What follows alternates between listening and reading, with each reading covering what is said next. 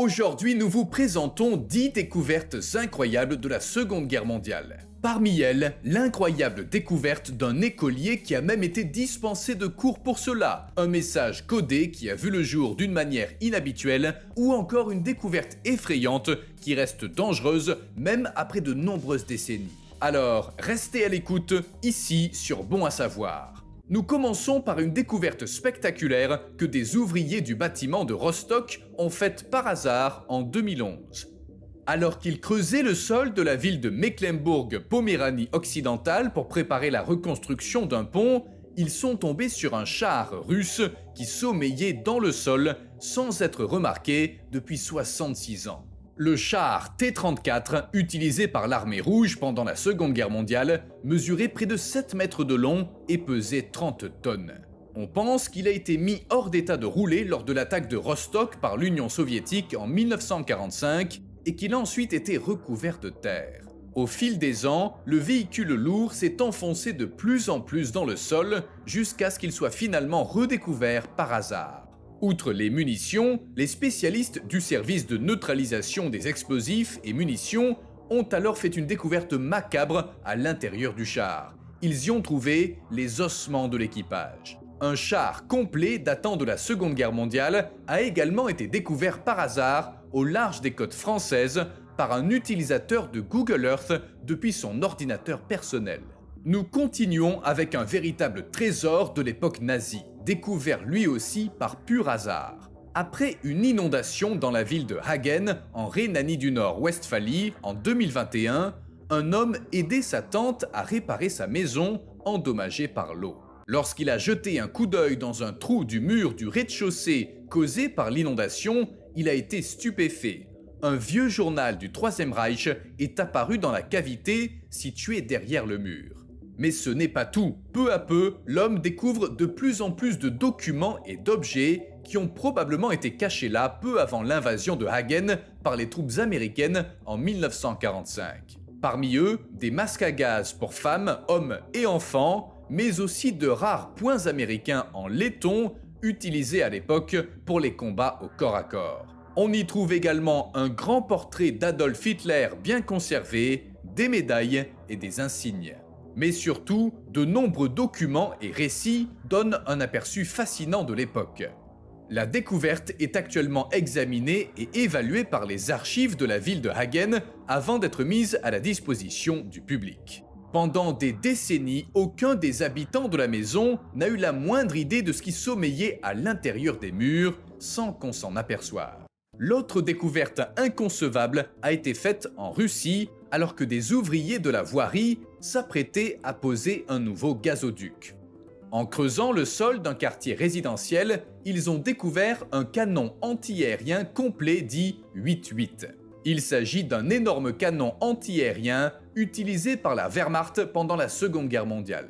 La DCA, qui pesait des tonnes et pouvait tirer jusqu'à 20 coups par minute, mesurait près de 8 mètres de long et était resté caché dans le sol du lotissement pendant de nombreuses décennies. Des experts militaires russes ont retrouvé le canon antiaérien et l'ont ensuite restauré. Poursuivons avec l'incroyable découverte faite par un Anglais dans sa maison du comté britannique du Surrey en 2012. En effet, lorsque David Martin a voulu nettoyer et rénover la cheminée de sa vieille maison, il est tombé sur les ossements d'un pigeon voyageur. Sur les pattes de l'oiseau se trouvait un anneau et une petite capsule. D'après l'inscription sur la bague, le pigeon est sorti de l'œuf en 1940. Mais la capsule découverte sur les restes de l'oiseau est bien plus intéressante que la bague. Elle contenait en effet un message écrit en code secret. Les scientifiques pensent que le pigeon voyageur a été envoyé de France le jour J en 1944, le jour où les troupes alliées ont débarqué en Normandie, avec des informations extrêmement importantes, puis s'est égaré et mort dans la cheminée. En fait, les messages moins importants de l'époque n'étaient pas envoyés sous forme cryptée. Malheureusement, les experts n'ont pas encore réussi à déchiffrer le message secret. La découverte suivante a fait grande impression lorsqu'elle a été faite en 1989. Cette année-là, le chercheur américain Robert Ballard a découvert l'épave du célèbre navire de guerre allemand Bismarck à une profondeur de 4800 mètres. Le Bismarck est probablement l'un des navires de guerre les plus célèbres de tous les temps et il fait l'objet de nombreux livres et documentaires. Le Bismarck a coulé en 1941 après une bataille spectaculaire avec les troupes britanniques, emportant probablement plus de 2000 personnes avec lui. Lorsque l'épave a finalement été retrouvée dans les profondeurs de la mer après 48 ans, elle s'est avérée être en très bon état. En 2002, le célèbre réalisateur James Cameron a lui aussi plongé dans le Bismarck à bord d'un sous-marin et a réalisé les enregistrements que vous voyez en ce moment. L'emplacement exact de la découverte est encore aujourd'hui tenu secret afin d'éviter que l'épave n'attire des pilleurs de tombes sans scrupules. Passons maintenant à une découverte incroyable qui prouve les dangers que peuvent représenter les reliques de la Seconde Guerre mondiale, même après tant de décennies.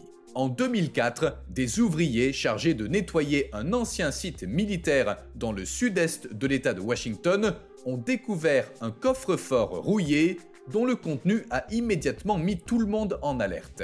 À l'intérieur, il n'y avait pas de documents secrets, ni même de trésors, mais une bouteille de plutonium. Le plutonium est un métal lourd, hautement toxique et radioactif, utilisé pour la fabrication d'armes nucléaires. Bien que la bouteille ne contienne qu'environ 3,5 litres de cette substance et qu'elle soit très ancienne, le plutonium reste très dangereux et aurait pu provoquer une catastrophe s'il était tombé entre de mauvaises mains. Après cette découverte effrayante, nous poursuivons avec une découverte absolument inconcevable faite par un élève danois de 14 ans, Daniel Christiansen, en 2017. À l'époque, le garçon était censé rédiger un essai sur la Seconde Guerre mondiale pour un devoir d'histoire. Comme son grand-père lui avait raconté qu'il avait vu un avion de chasse s'écraser dans une tourbière voisine alors qu'il était jeune, Daniel a voulu voir s'il pouvait trouver des restes de l'avion. Il voulait ensuite écrire une dissertation sur le sujet. Il part donc avec son père et un détecteur de métaux sur le site du crash décrit par son grand-père, mais sans vraiment croire qu'il trouvera quelque chose. Après tout, il ne savait pas si l'histoire de grand-père était vraie et en plus, les restes d'un avion auraient sûrement été emportés au cours de ces dernières décennies.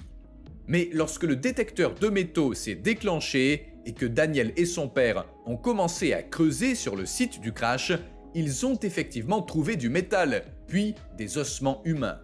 Après avoir informé les autorités, ils ont déterré un avion de chasse Messerschmitt complet. Le jeune homme de 14 ans avait donc de quoi rédiger sa dissertation et a même obtenu un jour de congé pour assister aux fouilles. La découverte suivante est beaucoup plus petite, mais très émouvante. 71 ans après la libération du camp de concentration d'Auschwitz, les employés du musée, qui se trouve aujourd'hui dans le mémorial, sont tombés sur un trésor caché dans une tasse. La tasse, qui avait appartenu à des prisonniers, avait été trouvée il y a longtemps.